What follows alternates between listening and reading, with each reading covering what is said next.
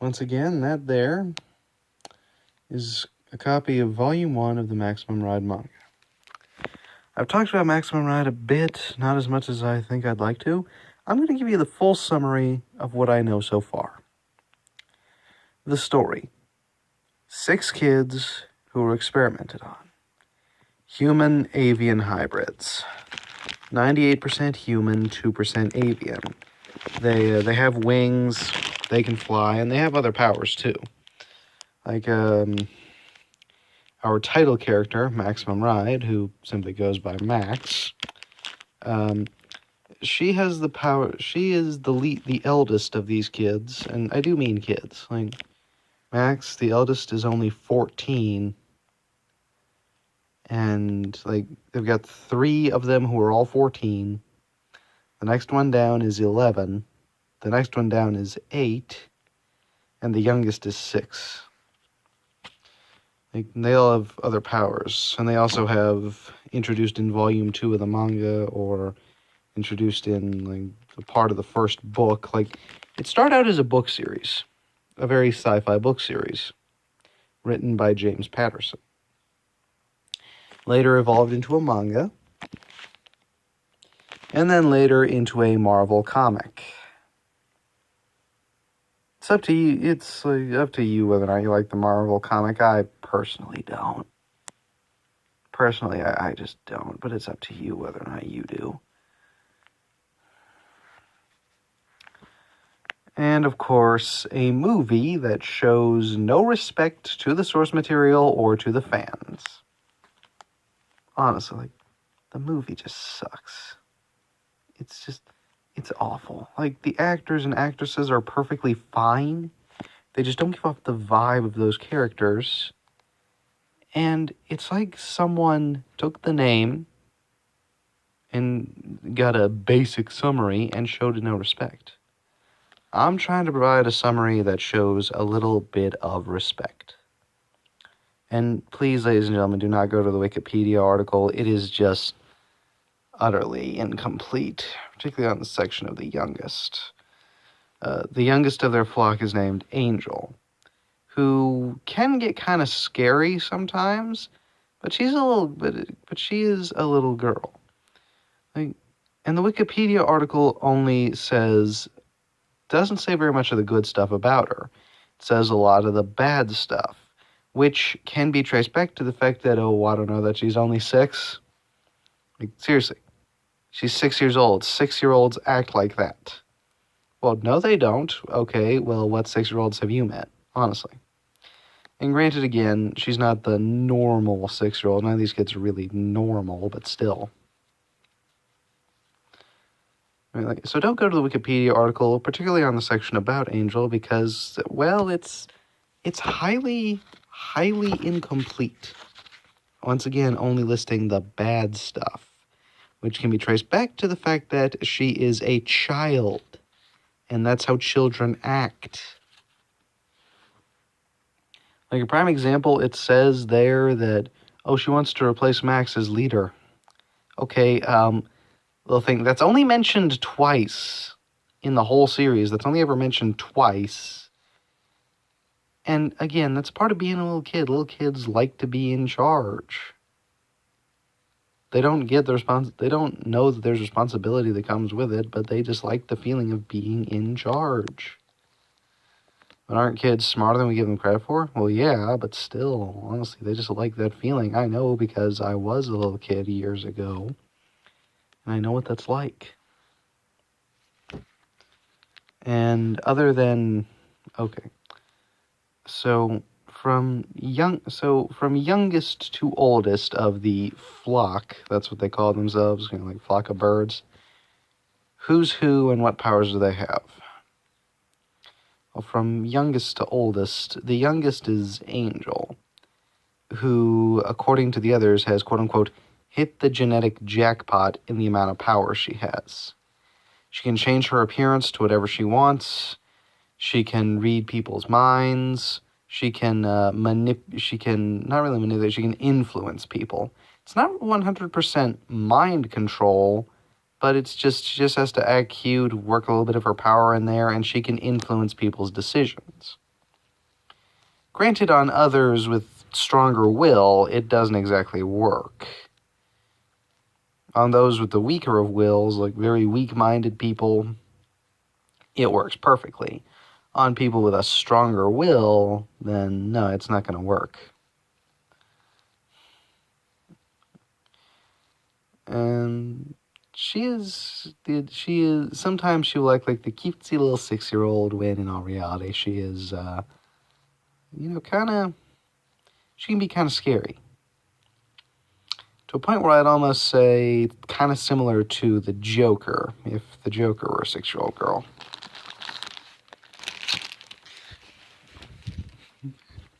Like, I don't think she really intends to murder anyone, but accidents do happen.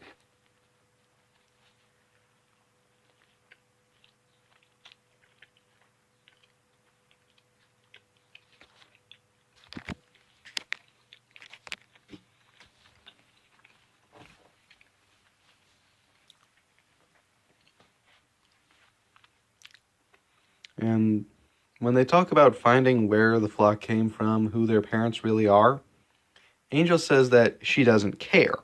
If Max can't go with, she doesn't want to go. Which expresses that, each one of them is close to her, they're all close to each other, but something about them is just, they're just kind of like that. Like this, I guess. Yeah.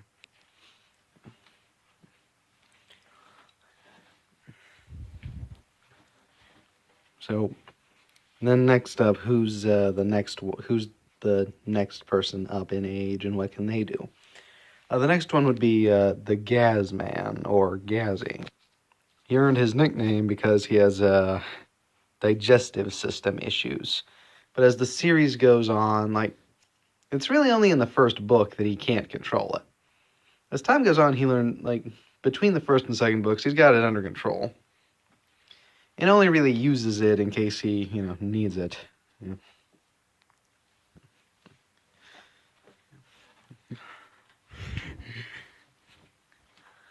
And then, as for what can he do and what's his persona, he's kind of like the typical 8-year-old. But he does have points where he can get sort of strange. Biologically, he's Angel's sister.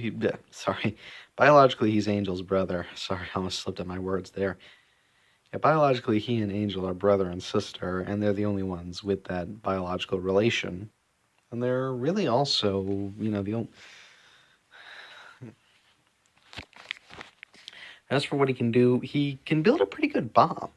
In fact, they actually say in the third book that you can lock this kid up in a padded cell, in a straitjacket, with nothing but dental floss and Jell-O.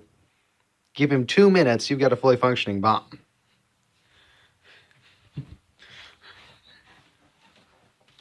Somehow. They don't know how, but they know they can do it. And what are his abilities that are part of the whole altering his DNA thing? He can perfectly mimic the voice of anyone, man or woman, whatever. So long as he hears the person's voice, all he needs to do is hear their voice, and he can perfectly mimic that person's voice. Without even missing a beat.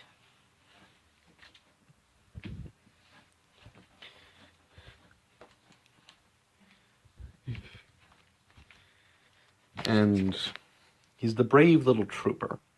He himself is eager to find out where he came from, but at the same time, he also doesn't want to leave the others. And no matter what the hardships they go through, he's the brave little trooper. And the next one up in age is Nudge, who is the motor mouth of their group. And they would often when these kids are traveling around and people ask, how do you know each other? They would say they're siblings, but people can easily guess that. But people are thrown off by this because Nudge is, I'm trying to avoid sounding racist, but people are thrown off. But people easily suspect that these kids are not all siblings because Nudge is black.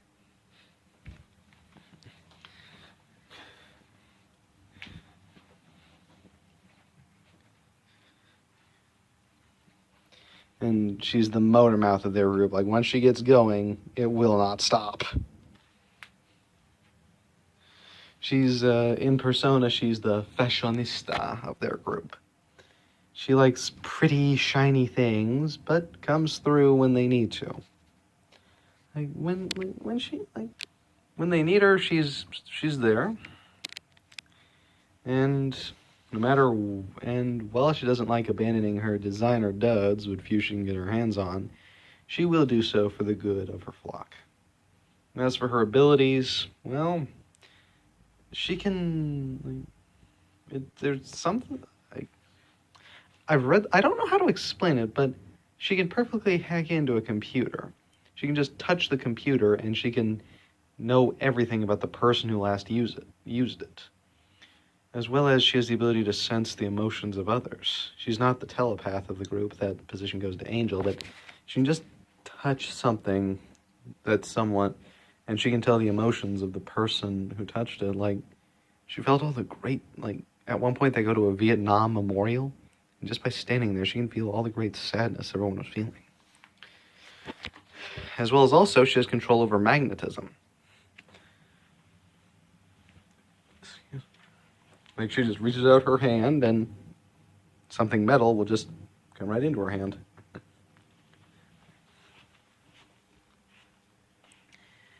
And then the next one up in age is Iggy.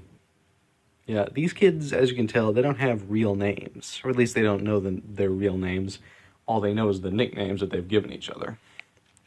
And Iggy is the one who is seen as a liability, but he's not. Why? Well, he's blind. The scientists who experimented on them attempted to enhance night vision, but one of them didn't do the math correctly and accidentally made Iggy blind.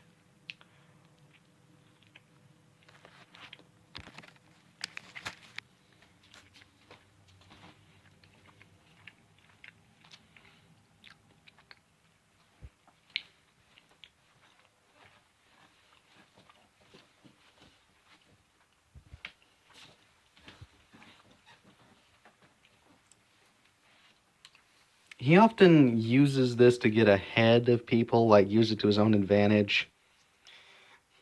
And it allows him to like get a lot of sympathy from the ladies. He's a bit of a ladies' man, and yeah, allows him to get sympathy from the ladies, of course. Yeah.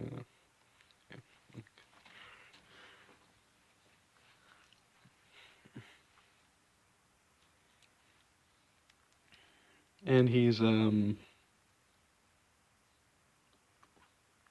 of course, like, he still just cares to spend some time with his flock, who, are like his family. Like, these kids are like family to each other. And so was the scientist who took them out of the lab. Like, they escaped the lab, learned a bit about normal society from the scientist who freed them, and the scientist, Jeb, people often ask, is he really good or is he really evil, as he's shown the characteristics of each throughout the series? The best answer I can give is he's indifferent. Me personally, I don't know. I think he's kind of like in the middle between good and evil. Because, he cares for these kids, he raised them, and it's revealed in one of the books that the eldest, Max, is biologically Jeb's daughter. So, of course he's going to care about her, but I don't think there's the whole cares about her the most vibe. I think, he helped these kids out all together. They all mean something to him. At the same time, he is often working with the bad guys, so is he really good or is he really evil? I don't know. Personally, I just think he's in the middle. He's indifferent.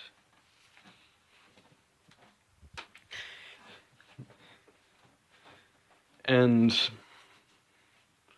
as for the 6 kids, like, what else? Going back to Iggy, what else is he like? Often they will call him out on the whole using blindness as an excuse for everything. Because, he says, oh, come on, I'm the blind man. And in one of the books, Max actually says, "Oh yes, you're blind, which means you can't build bombs, or fly, or fight, or win at Monopoly, or cook." And actually, point of fact, yeah, he actually does voluntarily cook for the others a lot.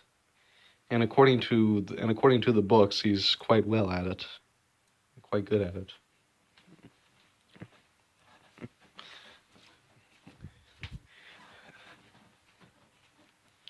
And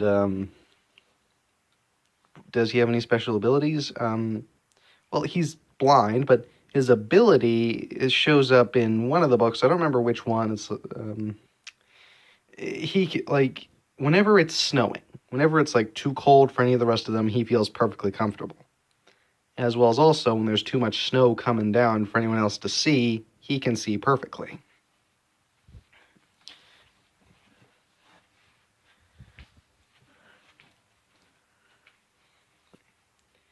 And then next up in age is Fang. He's the eldest male of their flock and is the second oldest of all of them. He's the strong, silent type. One who, while he doesn't mean to attract everything in his skirt, he's like a magnet for, again, everything in his skirt.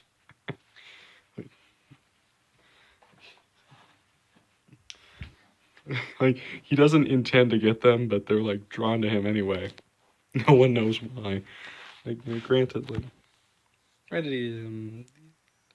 he is decently looking. He's not exactly bad looking, but still. Anyway.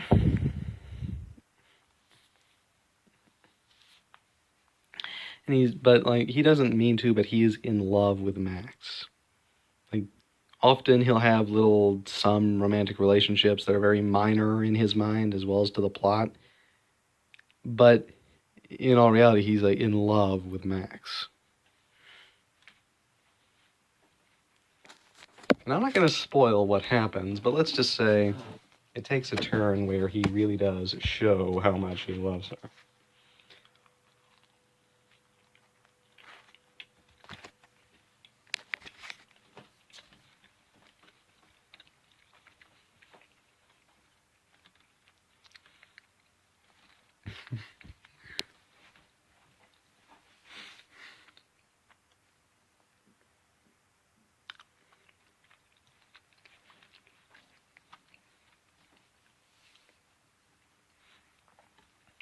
And he'd do anything for the others.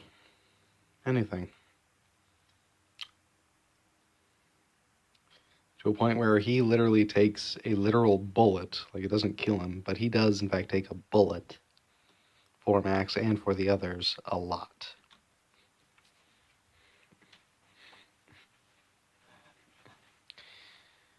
And what are his special abilities? Well, he can turn invisible at will.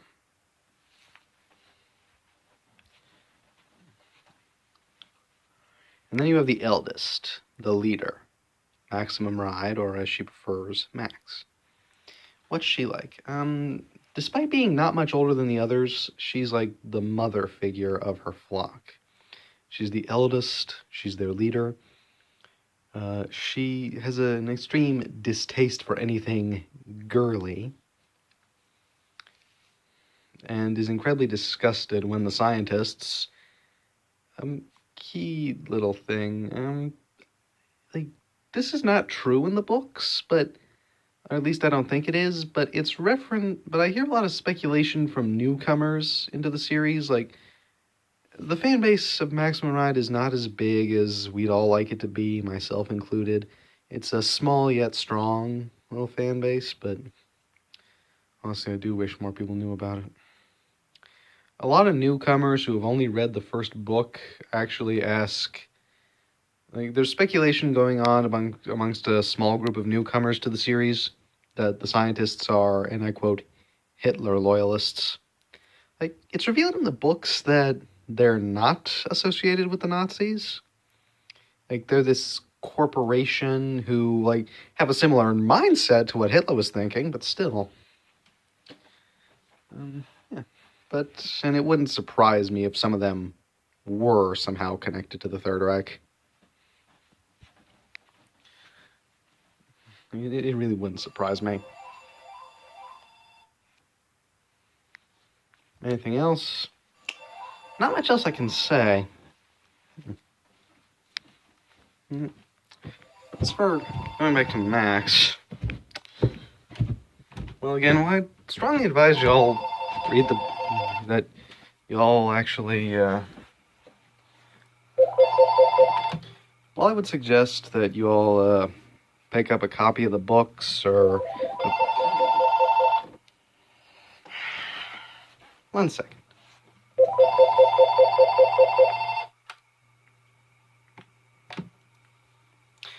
A copy of the books, or the Marvel comic, or perhaps even the manga.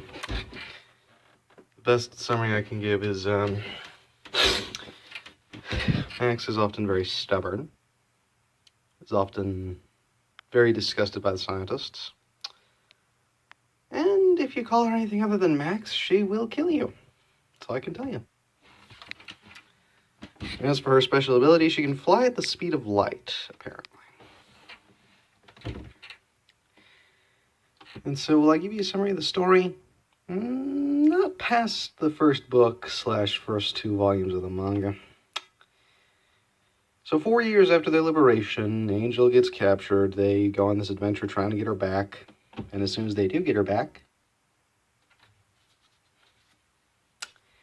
then, well, after they get her back, they steal some files, head over to a little laboratory in New York, learn some stuff about themselves and the scientists, but not as much as they'd like.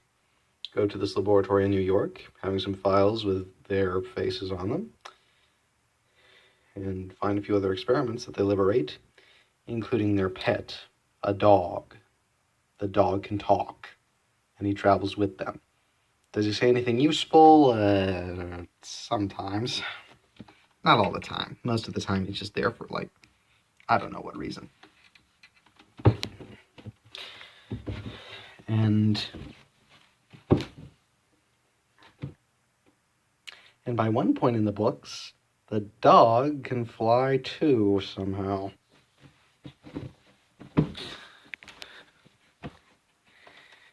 And then after they steal some files, they kill Ari. The laboratory that created them has another experiment. Genetically altered human-wolf hybrids that they use as guards, hunters, executioners.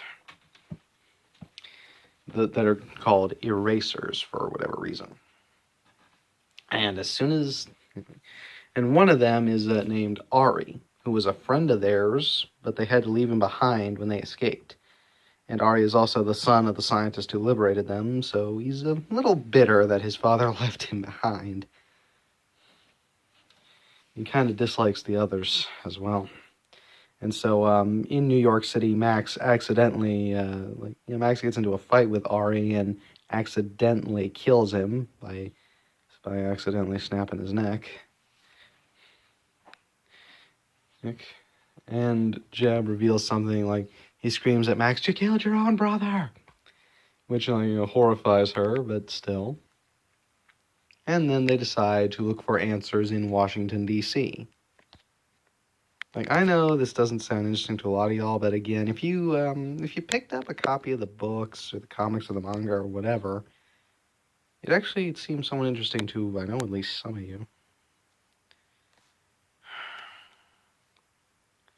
I'm just wasting my time trying to get more people involved in the fans. Well, anyway, that's all I got for you for now. See y'all later.